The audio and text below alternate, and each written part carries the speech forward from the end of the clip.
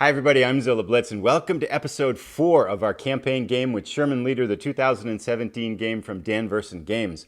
In this week, we have a big battle. It is the second battle of our first week. We have 8 leaders going up against an infantry battalion of German forces.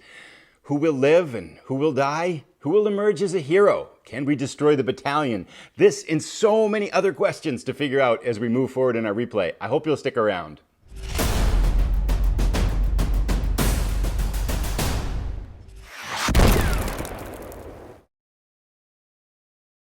Before we dig into this battle, I wanted to point out 3 errors that we had in our last battle, in case you're watching this to learn how to play the game. And thanks to Tony Cuddy for pointing out 2 of these. The first is at one point we had one of our rifle teams attack an armored unit at range 1. And generally, infantry units only going to be able to attack armored units when they're in the same hex as that armored unit. It didn't change the battle because we didn't destroy the tank, but I just wanted to point that out. The second one, however, did change things. Towards the end of the scenario and the end of the battle, Sergeant Graham's machine gun team came under fire and took 2 casualty chits. And I put those on Sergeant Graham and I said, Sergeant Graham is dead. However, casualty chits apply to the unit, not the leader. So, Sergeant Graham lived. And we can fix it because it happened right at the end of the battle. So I'm going to bring Sergeant Graham back to life. Unfortunately, his machine gun team, therefore, is wiped out. So we'll have to deal with that problem as we get to the end of the week. It didn't change the outcome of the battle, although their team did destroy the truck and picked us up an extra point. Even with that, we still had enough points to destroy the battalion, so it didn't change the outcome of the game. But I wanted to point that out again. And good news for Sergeant Graham because he's back to life. The last mistake that I noted was that in this particular invasion objective, we should get 1 extra attack every time we're attacking at range 0. So we roll 3 dice instead of 2. Didn't realize that. I omitted that. I'm going to try to make sure I don't forget that as we go through the battles going forward. That's it. Let's jump into the action. So here's our current situation. We're in week 1 of 3 weeks in this invasion objective. And at the moment, we have 5 victory points, which puts us on a pretty good average if we multiply that by 3 to get close to this great evaluation that we're looking for the ultimate victory in this campaign. This week, in the second part of this week 1, we're going to be going up against this infantry battalion, which is fairly large. We can see here that there's 16 units in it, and it also spawns 1 rifle unit to a random enemy starting hex at the start of each battle turn. So this is going to be a big battle for us. It will get us 4 victory points if we can wipe it out, and 2 if we can reduce it to half strength. So this is a big opportunity to put us in good shape at the end of week 1. If we had 9 points at the end of week 1, it's looking pretty good that we could get this great evaluation that we're hoping to get by the end of the campaign. The first thing that we need to do is to draw an event card. Let's see what the fates have in store for us here. Repair Depot. Remove a total of 3 damage counters from any of the units in your command. This is actually excellent because the Stewart, Sergeant Consul Stewart, got the treads blown off it and its gun damaged in the last battle. So we can replay those 2 damage points that are on that Stewart, and that means our Stewart is fixed and ready for the next battle. It won't impact this battle, but it will be helpful for next week. So that's a good draw for us. Let's take a look at the units in our command this time. Here are our 4 infantry units. Sergeant Wagner is on the experienced rifle team. Sergeant Moore will be taking our inexperienced rifle team. He's a recruit commander. He is basically hoping that he's going to draw a lot of fire. Sergeant Hart will be on our experienced mortar team, hoping to do a lot of damage from behind the lines and keeping them out of harm's way. And then Sergeant Rubens, a green commander, will be taking our anti-tank team into battle. And here's the rest of our forces. Sergeant Myers will be taking our M4 Jumbo into battle, one of our strongest tanks. Sergeant Custard, a lot of hopes are on him as he takes our Sherman into battle.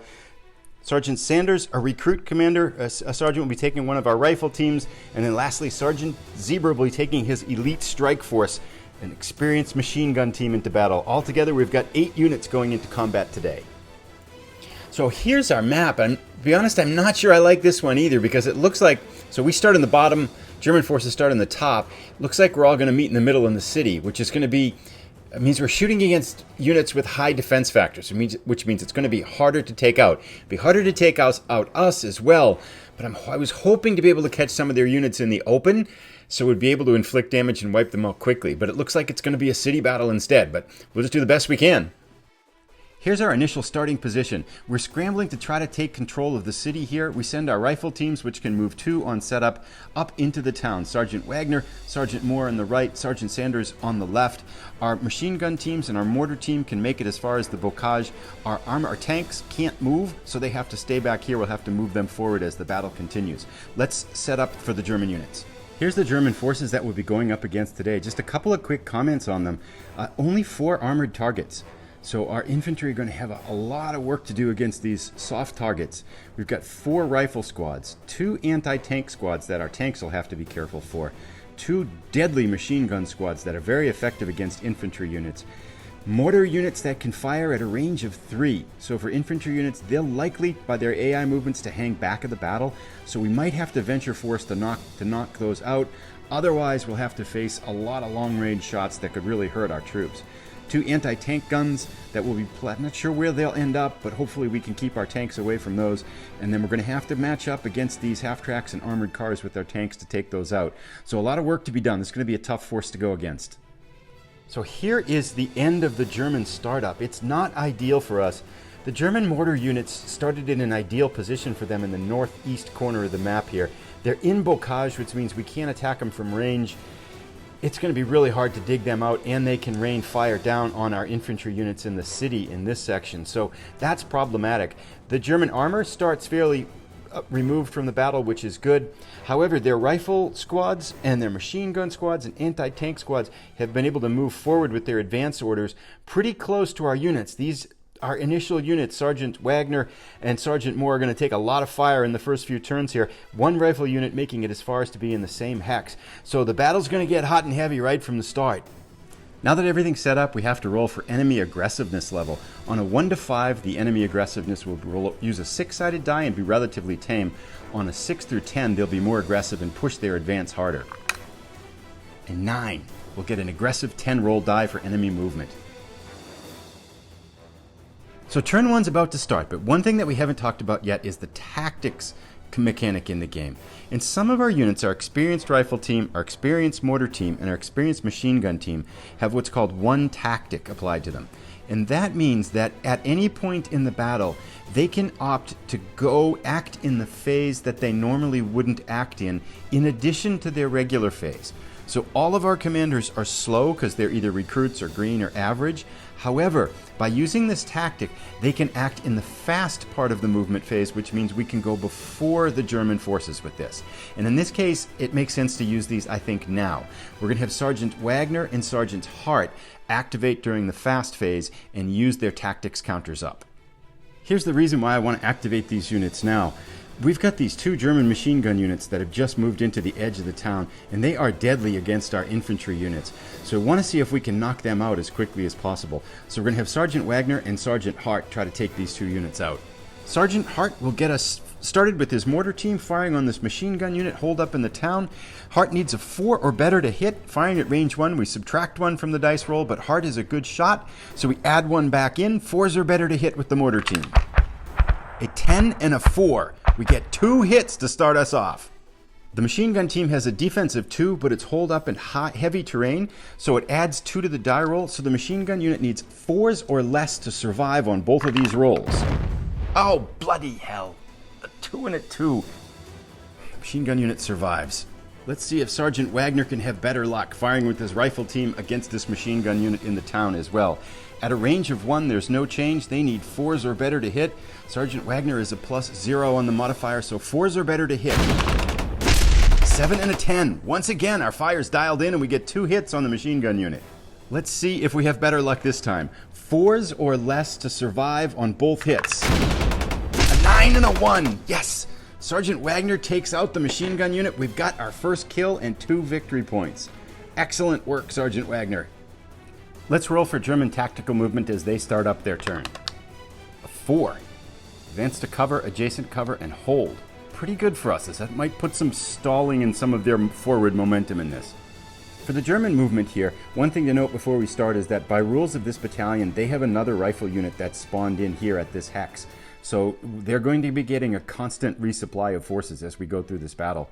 Let's take care of a couple of easy ones here. The anti-tank guns have orders to hold, and they cannot fire through these obstacles to get our units here. So they not only hold, but they cannot attack. So they are done for the turn. Let's take care next of the German armored units. Their orders are advance to cover. This armored car has no cover that it can advance to, so therefore it stays where it is, and nothing is in range because this city hex is blocking it. Likewise, it's the same story for this half-track, so they are done for the turn.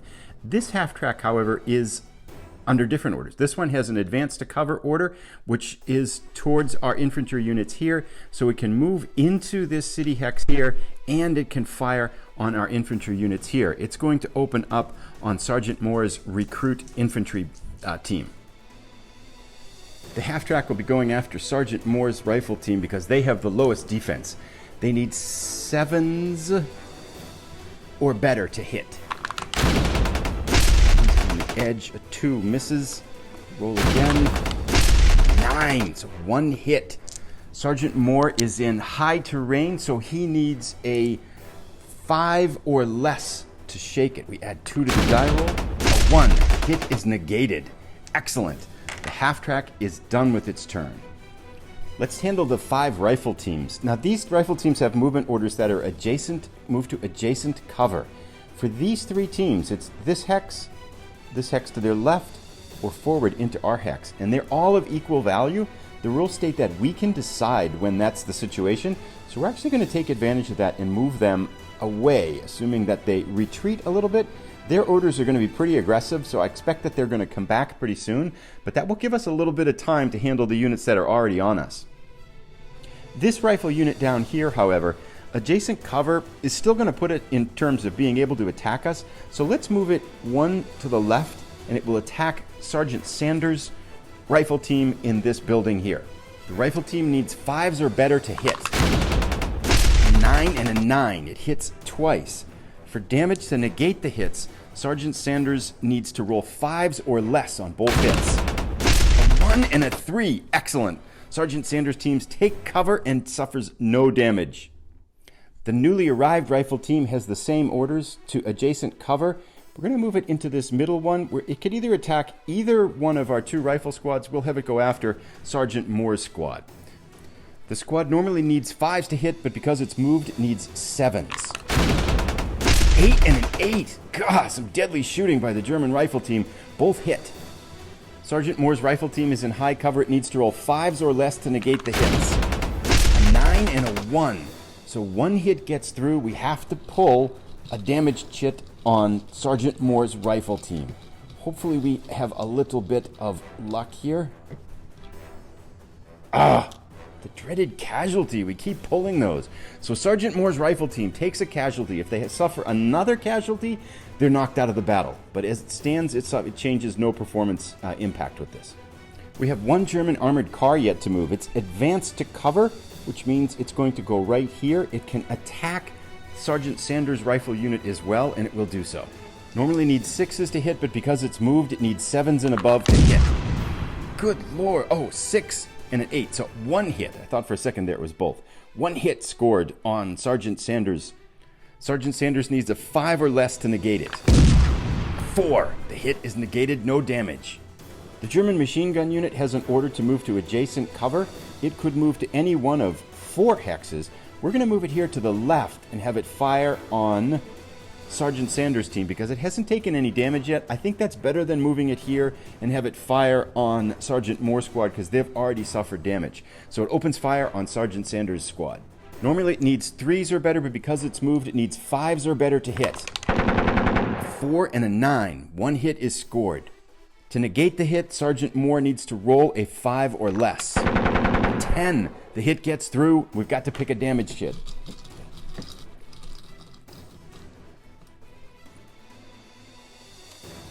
Immobile. Immobile means if in its next action the unit chooses to move, the commander suffers 1 stress. So I think that's going to be okay because I think we can keep the unit stationary for this turn.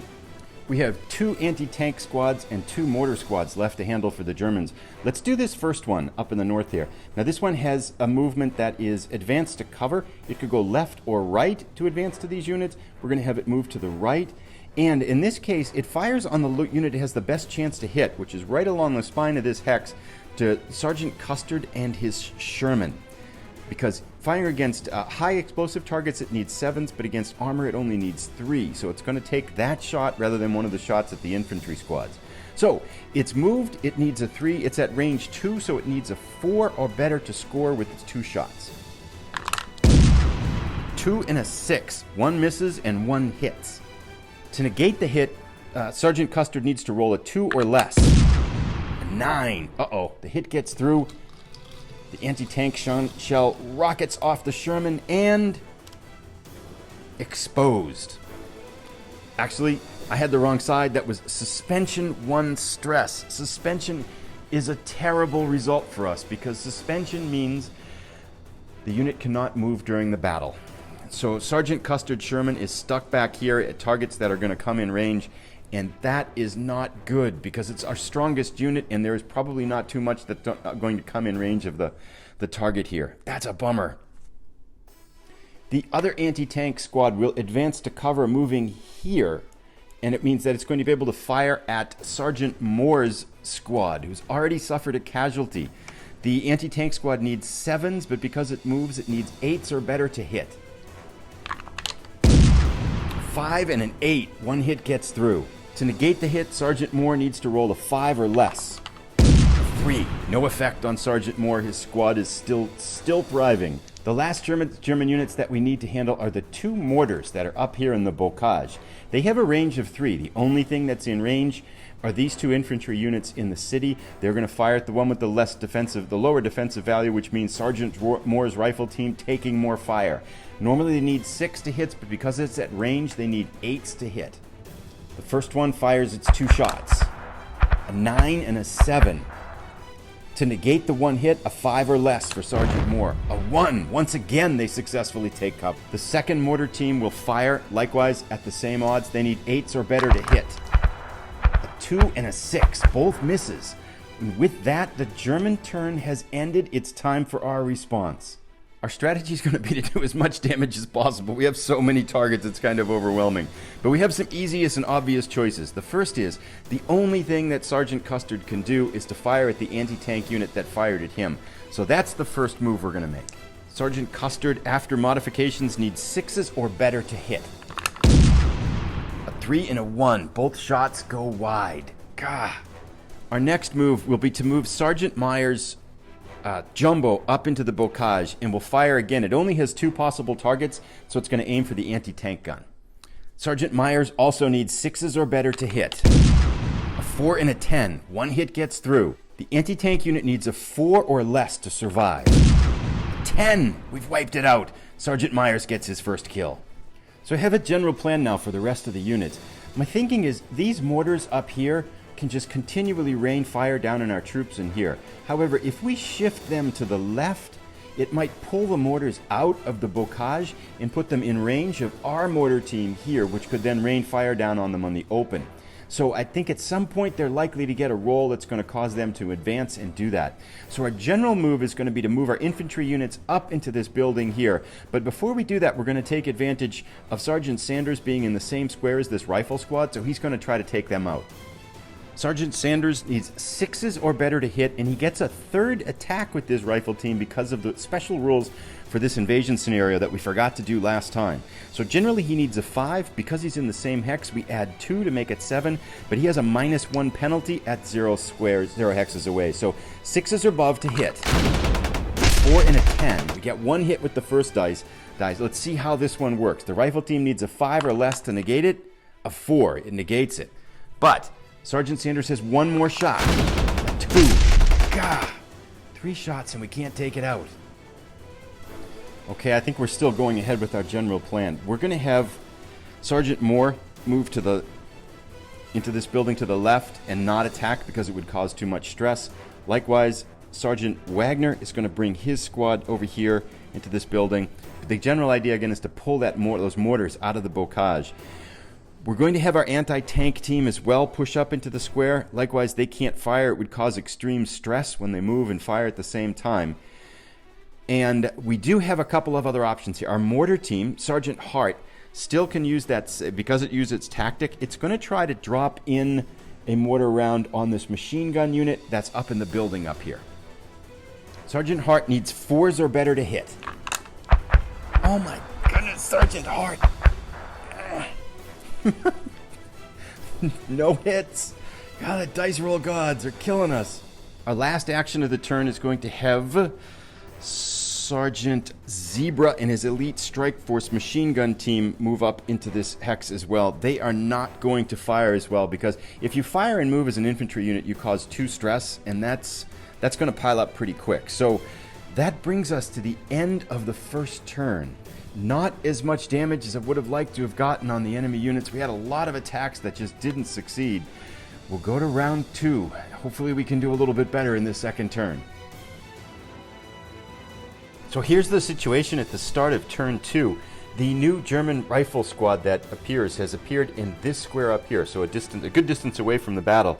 Everything is kind of centering on this large building where we've got 5 of our fire teams holed up. Unfortunately, this tank down here, Sergeant Custard Sherman, getting its treads blown off is a big disadvantage to us. But we have moved out of range of the mortar fire, so it's going to concentrate for a while on these fire teams here, as well as these units closing in on it. So hopefully we'll be able to take a little bit less damage and deal more damage in turn 2. One quick adjustment as well. Sergeant Rubens was on our anti-tank team, which is holed up in the building as well, but he has left the battle and been replaced with Sergeant Headland, who volunteered for service, and we've been able to bring him up to the front lines right away. So let's jump in and start with turn 2.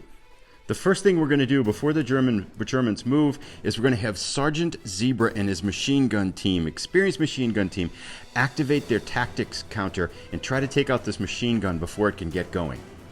Sergeant Headland's machine gun needs 1s or better, so it's automatic hits. Both shots hits with a 6 and a 0. In order to take the machine gun unit out, the machine gun unit needs 4s or less to survive. 4 and a 9. We've taken it out. Excellent work, Sergeant Zebra. Now we roll for the German tactical movement. A 2. Oh, very cautious. This might help us out. Cautious advance, hold, and hold. So the German forces this turn will be unlikely to press their advantage and move forward on us. This cautious advance and hold will speed things up pretty quickly. We can move through the German turn pretty effectively here. So let's start with the mortar units. Their orders are to hold. They are no longer in range because we moved out of range. So their turn is done. The armored car here has a cautious advance, which means it will advance closer to us unless it can be attacked in the hex that it moves to. That's not the case, so this armored car can move here, but it has no targets. All the buildings block it, so its turn is done as well. These rifle units on the right-hand side, their orders are to hold. There's nothing in range, so the rifle units' turns are done. This is actually working out pretty well for us because it'll give us time to handle the units that are on us, but we do need these units to advance so we can take them out before the end of the game, this scenario. Let's go up here to this rifle unit as well. It's newly arrived. It's going to hold in battle. The half-track has cautious advance. It will advance towards its closest unit, but there's nothing in range because the building here blocks it, so it too is going to hold its fire. The anti-tank guns up here, they have, what do we got here? There's our hold. There's nothing in range, so they are done as well. Gonna hold them there, tilt them sideways to let us know they're finished. If we go down to this anti-tank unit here, it's a cautious advance, which again, they will advance closer to our units if they cannot be attacked in the square they move into. But they can. If they go here, the Sherman can attack them. If they go here, our infantry units can attack them. So this anti-tank unit will hold in position, and it has no targets to attack. Likewise, the same thing applies to the half-track. Cautious advance, any place it would go to try to get closer to our units, it could be attacked in, so it will stay where it is. Closer to the front lines, however, the Germans will start to attack us.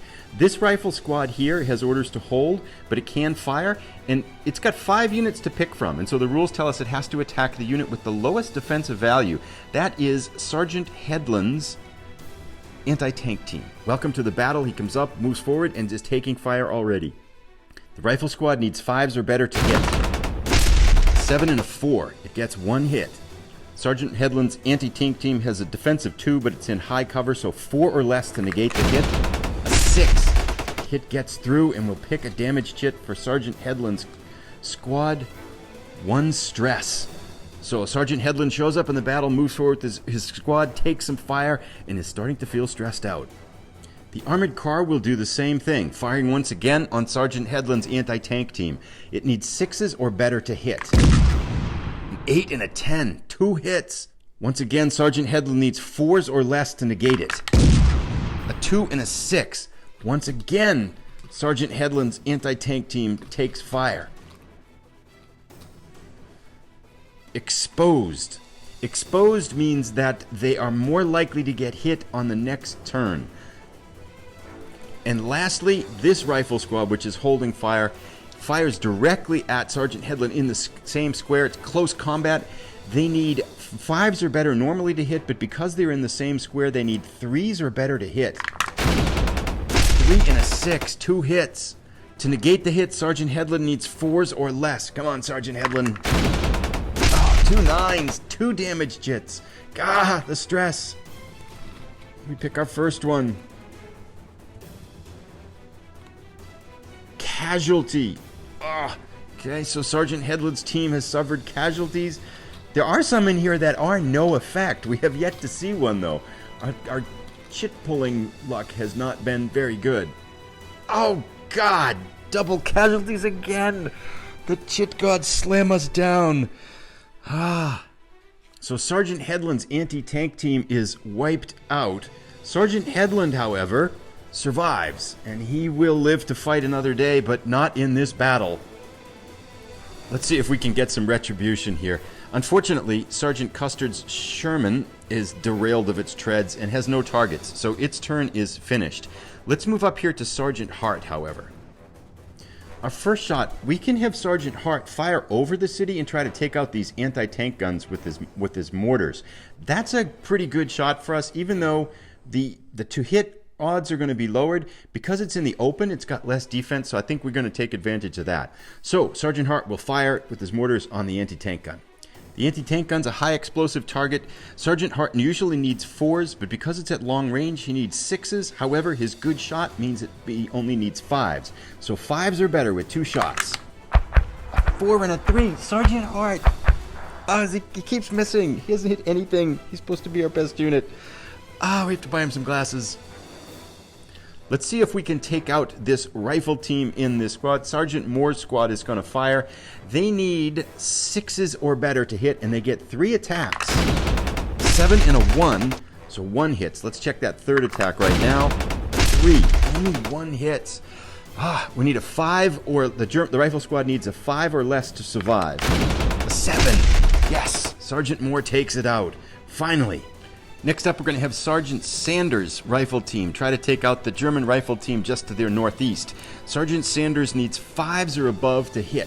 2 10s. 2 hits on the rifle team. Rifle team needs 5s or better to survive. 5s or lower to survive. A 6 and a 2. 1 survives, but 1 doesn't. The rifle team is taken out. Sergeant Sanders has his first kill. Next up, we're going to bring up Sergeant Myers and his jumbo up into the building cities here. Try to take out this armored car at a range of 1. Myers needs 6s or better to hit. 4 and a 1, both miss. Gah! Debating whether to have Sergeant Wagner and Sergeant Zebra move forward and try to take on some units, but I think we're going to wait 1 turn and see if the Germans get more aggressive and start to move towards us. And with that, we're pretty close to a half an hour, so we're going to end this episode here. Try to do 2 turns per episode. Probably take us 2 more episodes to get through the whole thing. We'll see if it speeds up in the next time. We might go faster. But with that, it brings us to the end of this episode. Let me know how do you think we're doing? I feel like our shooting's been a little bit off, unfortunately. And it's a big loss to get Sergeant Custard and his Sherman sitting back here unable really to engage the enemy. Plus the loss of our anti-tank team. That would have been really handy up here to take on that armored car. So we've suffered casualties for sure, but we've taken out a number of German units. I counted the total number of points left at the moment, and there are 21 German points, counting the rifle team that will appear in the next turn for them. In order to wipe them out, we have to get them down to 5. So we have a lot more damage to deal in the next 4 turns if we're going to try to wipe out this battalion here. So work to be done. If you've enjoyed this, please give it a thumbs up. If you're new, please consider subscribing. And again, let me know how we doing. If you want to be a commander, we still have 2 spots left. And we'll see you in the next episode. I hope to get the next one out sooner than this one. So probably on Sunday or probably Monday, I would guess. That's it for now. Take care and have a great weekend.